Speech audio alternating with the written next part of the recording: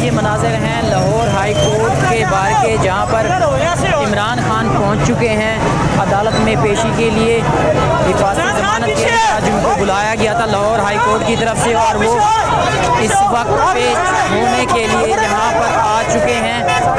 ये मनाज़िर हैं नाज़रीन, मैं आपको दिखा रहा हूँ।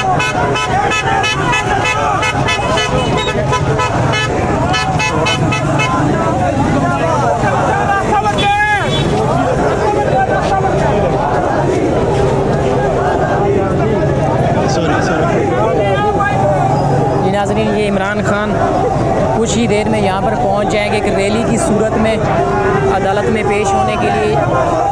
ये उनकी रैली यहाँ पर पहुँच चुकी है लाहौर हाई कोर्ट के बाहर, और हज़ारों का यहाँ पर मजमा इकट्ठा हो चुका है, और काफ़ी तादाद में उनके साथ लोग रैली की सूरत में आ रहे हैं।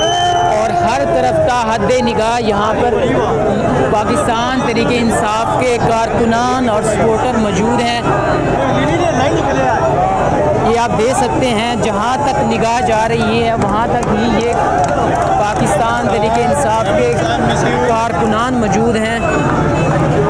ये इमरान खान की गाड़ी आ चुकी है सामने, जिसके ऊपर मुराद सईद आपको नज़र आ रहे होंगे।